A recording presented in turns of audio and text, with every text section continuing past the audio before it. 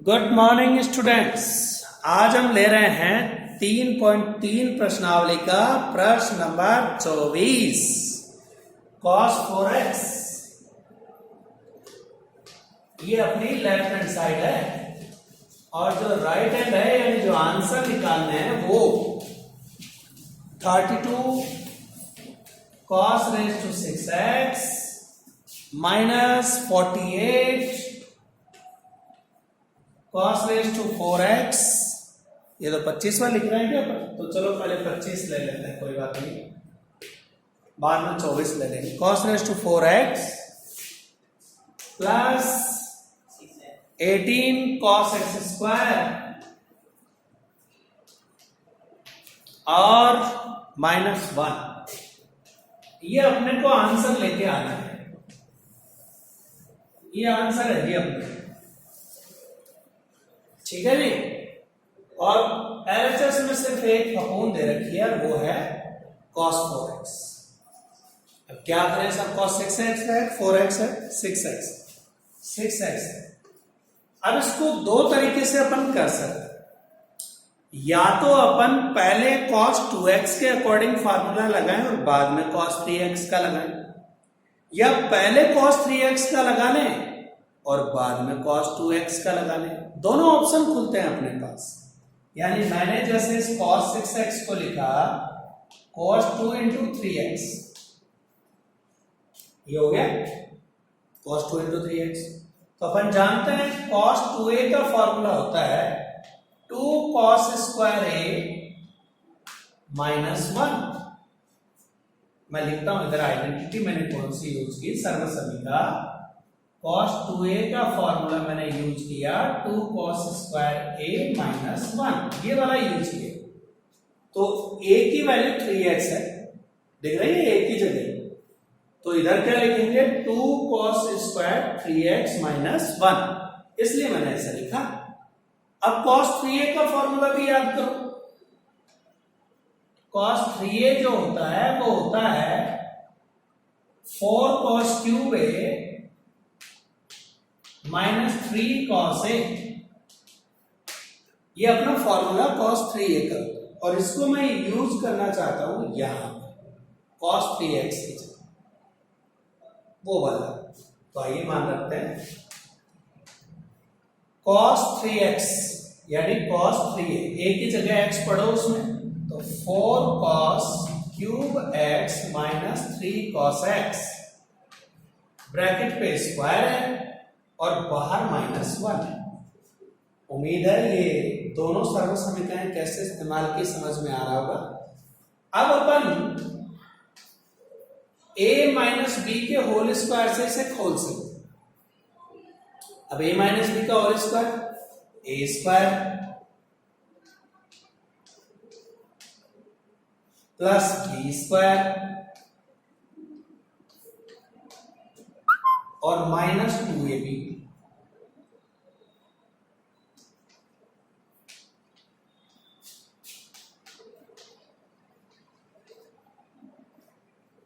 ये हो गया a square plus b square minus 2ab, और लास्ट में अपने पास माइनस 1 है ही, ठीक है। ये अपने पास हो गया इस तरह से।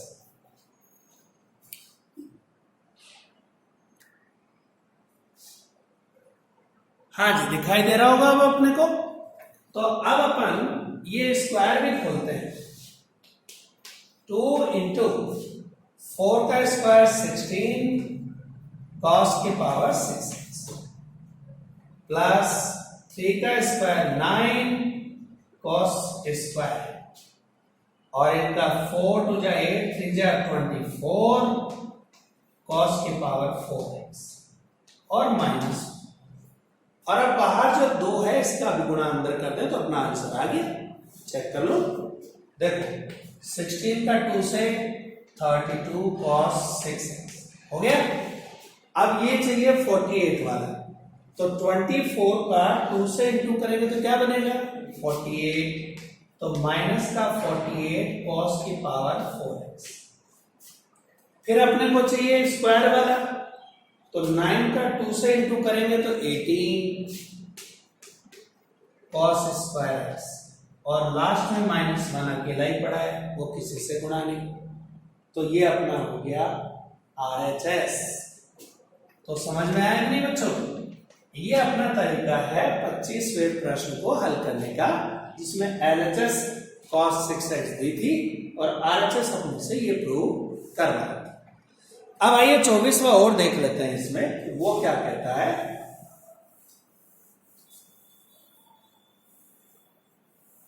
फिर अपन चलेंगे 3.4 के पैटर्न पर कि वो क्वेश्चन कैसे सॉल्व किए जाए। तो देखिए हमारे पास है cos 4x क्वेश्चन नंबर 24, जिसकी left hand side cos 4x है और राइट हैंड साइड में जो प्रूव करना है वो है 1 - 8 sin square x cos square x। चलिए जी करते हैं। तो पहले इसको cos 4x पर फोकस करें, तो इसको 2 × 2x लिख लिया अपन, लिख सकते हैं ना इसे। और अब वही सर्वसमीका cos 2a वाली आइडेंटिटी लगाओ, तो 2 cos स्क्वायर a -1 टाइप अपन इस सर्वसमीका का इसमें इस्तेमाल करें, लेकिन इससे मुझे वो साइन नहीं मिल पाएगा क्योंकि ये किस में जा रहा है, सिर्फ कॉस में ही बदल रहा है। तो जो अपना तरीका है इसको चेंज करने का, वो बेटर ये है कि अपन इसको दूसरे तरीके में चेंज करें, जिसके अंदर हम पहले साइन स्क्वायर वाली जो अपनी cos 2a = 1 - 2 sin square a होती है उसको काम में ले लें, क्योंकि मुझे sin x cos x बनाना है। इसको देख के ये आइडिया मिलता है, इससे नहीं मिल पा रहा है कॉस में चेंज करने से। तो मैंने इसको बदल दिया 1 - 2 sin स्क्वायर x, और x का मतलब यहां है 2x। देखो मैंने कौन सी आइडेंटिटी काम में ली वो लिख देता हूं। cos 2a की जो वैल्यू है 1 - 2 sin स्क्वायर a में चेंज होती है, क्योंकि उधर sin स्क्वायर भी आ रहा था तो मैंने पहले cos स्क्वायर में चेंज करना चाहा, उससे कोई मतलब नहीं निकलेगा, इसलिए मैंने इसमें की। अब देखिए 1 - 2 तो पड़ा रहने दे, ये जो sin 2x दिख रहा है इसको अपन लिख सकते हैं 2 sin x cos x, जिसका होल स्क्वायर डाल दिया। यानी यहां पर मैंने कौन सी आइडेंटिटी यूज की, sin 2a की, जो होती है 2 sin a cos a, ये आइडेंटिटी यूज की। तो जब मैंने इस sin 2x की जगह लिखा 2 sin x cos x, तो स्क्वायर था वो स्क्वायर लगा। अब जरा ये स्क्वायर खोलो तो आपका आंसर आ जाएगा 2 × 4 sin square x cos square x, और 4 का 2 से इंटू करते ही बनता है 8, जो आपकी RHS है। ये तो इस तरह से परिवर्तन हम RHS को देखकर डिसाइड करते हैं कि हमें किस में बदलना चाहिए। तो ये है अपना 24वां सवाल। तो उम्मीद है कि अब मैंने हर तरीके के क्वेश्चन आपको 3.3 में से बताएं। रेस्ट ऑफ द प्रॉब्लम्स आप कर पाएंगे कि उन्हें कैसे सॉल्व किया जाता है। अब अपन अगली जो एक्सरसाइज है अपने 3.4, उसके लिए क्या फॉर्मूले काम करेंगे उन पर फोकस करते हैं। तो यहां पर एक तो PS, एक GS, यानी प्रिंसिपल सॉल्यूशन और जनरल सॉल्यूशन, यानी मुख्य मान और व्यापक मान पता करने के तरीके। मान लीजिए पहला फॉर्मूला मैं यूज कर रहा हूं, first sin x = sin alpha लिखा, ये दे रखा है और आपसे कहा गया कि x का मान निकालें। तो यदि मुख्य मान ज्ञात करना है, मुख्य मान यानी प्रिंसिपल सॉल्यूशन PS, तो दोनों तरफ से साइन हटा दो, आपका काम हो गया। यानी x = क्या लिख लेंगे, अल्फा। साइन से साइन हट गया, जैसा आप और जगह करते हैं 10th क्लास तक में, जैसे sin θ = sin 60 लिखा हुआ है, तो साइन से साइन हटाकर थीटा की वैल्यू 60 बता देते, तो वो उसका मुख्य मान कहलाता है। अब ये भी आपको याद रखना पड़ेगा कि इनके मुख्य मान कौन सी रेंज में होते हैं। जैसे अपन साइन की बात करते हैं तो साइन का सबसे कम मान होता है -1 और सबसे ज्यादा मान होता है +1,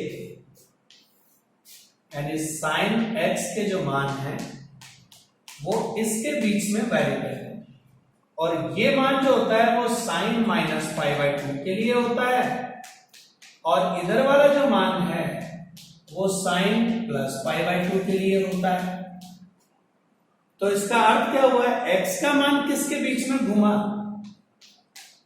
सबके साइन हटा लो तो -π/2 से +π/2 के बीच ही मुख्य मान बताए जाते हैं। जब तक ये नहीं कहा जाए कि 0 से 2π के बीच का मान बताओ, तब तक मुख्य मान यही कहलाए। यानी साइन के मानों की गणना अपन इस तरह से करें। तो यदि यहां पर कुछ और मान आ रहा है तो उसको इसमें चेंज करना पड़ता है, π+θ या π-θ में डालकर अपन उनको इस तरह से चेंज करते हैं और इनके बीच के मान लेकर आते हैं। तो ये तो मुख्य मान होगा, लेकिन यदि व्यापक हल चाहिए तो व्यापक हल जिसे जर्नल सॉल्यूशन आप कहते हैं, GS, वो कैसे पता लगाते हैं। इधर तो x, इधर से n पाई +-1 की power n into alpha, alpha यहां से है, ये इसका व्यापक हल कहलाता है, जर्नल सॉल्यूशन। ये इसका मुख्य मान कहलाता है, प्रिंसिपल सॉल्यूशन। तो दोनों में अंतर है, इसमें सिर्फ एक ही आंसर अपन इस तरह से लिख कर देते हैं, वो भी रेंज उसके बीच का एंगल ढूंढ लिया जाता है। लेकिन यहां पर जब दे रहे हैं तो ये व्यापक का मतलब साइन का मान +1 बहुत सारे मानों के लिए हो सकता है। जैसे साइन 90 की वैल्यू +1 होती, अब उसमें 360 प्लस कर लो तो भी उसकी वैल्यू +1 होती, फिर 360 प्लस कर लो तो उसकी भी वैल्यू +1 की होती। इसलिए अपन कहते हैं वो व्यापक हल में आ जाते हैं वो सारे, इस तरह से बताना होता है।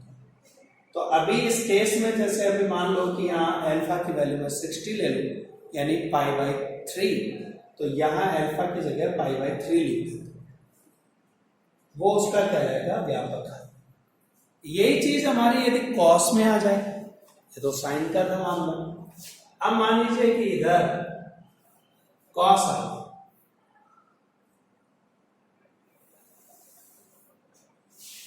सेकंड है cos x equal to cos alpha. तो मुख्य मान तो वही है, लेकिन व्यापक मान चेंज हो जाएगा, 2n पाई ± अल्फा, ये कहलाता है cos के लिए। तो फिर cos का भी अपने को इधर सोचना पड़ेगा कि अपन जानते हैं cos के अंदर भी मान मिनिमम -1 होता है और मैक्सिमम +1, और ये मान किसके लिए आता है वो भी देख लेते हैं। अपन जानते हैं कि cos पाई का मान -1 होता है और cos 0 का मान +1 होता है। इसका मतलब है कि जो x का मान है वो किसके बीच में वैरी करेगा, 0 से पाई के बीच में।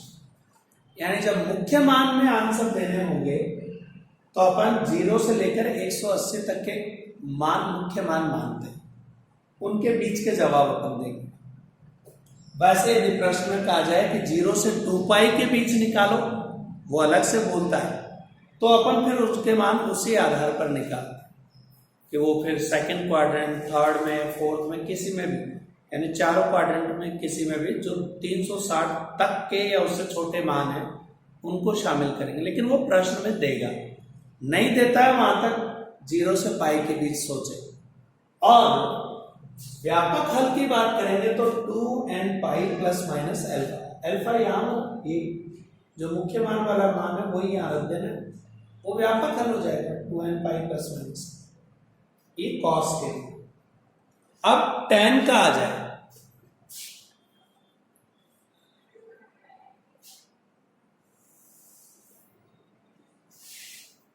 x tan अल्फा के रूप में आ जाए, tan x equals to tan alpha, तो ये तो सेम ही मुख्य मान। तो व्यापक हल में यहां लिखते हैं n पाई प्लस अल्फा, ये इसका मुख्य मान के साथ साथ व्यापक हल भी बताया जाता है। इधर अपन देखेंगे तो tan के मुख्य मान किसके बीच में चलते हैं, माइनस अनंत से प्लस अनंत के बीच।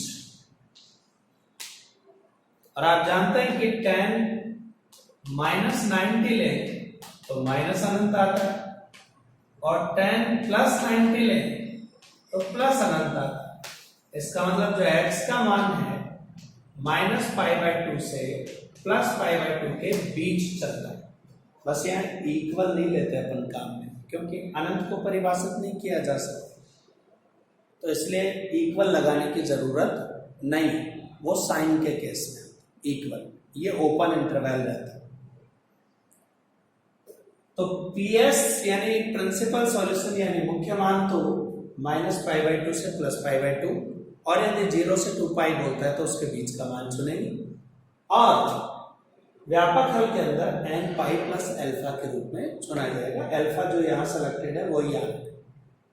अब जो बाकी के 3 बचे sec, cosec एंड cot, तो जो cos का होता है वो sec का, जो sin का होता है वही cosec का, और जो tan का होता है वही cot का। उम्मीद है जो मैं बताना चाहता हूं समझ में आ गया हो। तो इस तरह से अपन इनका वर्गीकरण करते हैं। अब इन पर बेस्ड क्वेश्चन भी देख लेते हैं एक आधा, जिससे अपन को ये करना समझ में आए कि अपन एक्चुअली इनका यूज कैसे करते।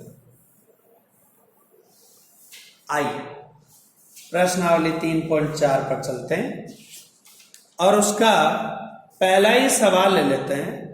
tan x की वैल्यू √3 दे रखी, 3.4 है अब एक्सरसाइज क्वेश्चन नंबर 1, जिसमें दे रखा है tan x √3 के रूप में है। तो हमें पूछा गया है कि एक तो इसका मुख्य मान बताओ। अब वो प्रश्न में लिखा हुआ 0 से 2 पाई वाली रेंज, यानी 0 से लेकर 2 पाई में जितने भी पॉसिबल आंसर हैं वो सारे बताने हैं आप, कि √3 किस किस के लिए मान आ सकता है। और इसके बाद में इसने कहा कि इसका व्यापक हल भी बताओ, तो व्यापक हल n पाई प्लस अल्फा के आधार पर होता है। तो आइए पहले देख लेते हैं। ये बेसिकली ये जो मान है √3 वो tan 60 यानी tan पाई बाई 3 का होता है। tan 60 ही √3 होता है। तो ये इसकी जगह हटाकर ये लिख लिया, 60 को पाई रेडियन के अंदर पाई बाई 3 में लिख दिया। अब मुख्य मान निकालने के लिए चूंकि रेंज दी है कि x जो है वो 0 से 2 पाई के बीच वैरी करेगा। कहां से कहां तक होना चाहिए, 0 से 2 पाई के मध्य। इसका मतलब है कि tan कौन कौन से क्वाड्रेंट में पॉजिटिव होता है उसके आधार पर 2 मान इसमें निकलने वाले हैं। एक tan एक तो पॉजिटिव होता है फर्स्ट क्वाड्रेंट में, और एक होता है थर्ड क्वाड्रेंट में। प्रथम चतुर्थांश और तृतीय चतुर्थांश के अंदर tan धनात्मक पाया जाता है। तो उसके आधार पर ही मैं इसको चेंज कर रहा हूं। ये जो tan पाई बाई 3 है ये तो है ही अपना फर्स्ट क्वाड्रेंट, पहले चतुर्थांश के अंदर ये 60 डिग्री का कोण 0 से 90 में आ जाता है। और या तीसरे के अनुसार भी लिखें तो ये tan 180 प्लस थीटा में चेंज करते हैं तो भी ये tan थीटा ही बनता है। tan 180 plus theta tan theta, यानी ये और ये मान बराबर है। तो tan पाई बाई 3 या tan 4 पाई बाई 3 ये दे रखे हैं हमें। अब इनके आधार पर x निकालना चाहते हैं अपन, तो x निकालने के लिए क्या करें। हाँ जी, तो हमारे पास ये tan x है जिसकी वैल्यू ये बनी, तो मुख्य मान चाहिए प्रिंसिपल वैल्यू। तो x बराबर हुआ कि PS निकालने पर मुख्य मान यानी प्रिंसिपल वैल्यू है, सॉल्यूशन है। x बराबर या तो पाई बाई 3 या 4 पाई बाई 3, दो आंसर बन गए मुख्य मान, क्योंकि इसने कहा 0 से 2 पाई के बीच निकाल, ना कि माइनस पाई बाई 2 से प्लस पाई बाई 2 के बीच निकाल। तो इसने इसमें पूछा, इसमें जवाब दिया 0 से 2 पाई मुख्य मान। अब व्यापक हल, जनरल सॉल्यूशन, आपने फॉर्मूला पढ़ा था tan के लिए, x equals to n pi plus alpha. Alpha का मतलब ये, तो n pi plus pi by 3। ये वाला कोण तो इसमें अपने आप ही आ जाएगा, यदि n की वैल्यू 1 ले लूं मैं, तो पाई प्लस पाई बाई 3 क्या बनता है, 4 पाई बाई 3। तो इसको अलग से दिखाने की जरूरत नहीं है, इसी में आ जाएगा। n बिलोंग्स टू अपने यहाँ नेचुरल नंबर्स हैं, इंटीजर्स हैं, यानी प्लस के भी ले सकते हो, माइनस के भी वैल्यू ले सकते हो। तो n जो है वो इंटीजर से बिलोंग करता है, ध्यान रखना। n belongs to z, integers, पूर्णांक, माइनस अनंत से प्लस अनंत के पूरी राशि। तो ये है इसको हल करने का तरीका, मुख्य मान व्यापक हल दिखाने का। उम्मीद है आपको आज का ये टॉपिक समझ में आएगा। रेस्ट ऑफ द प्रॉब्लम्स अपन कल देखेंगे। Thank you.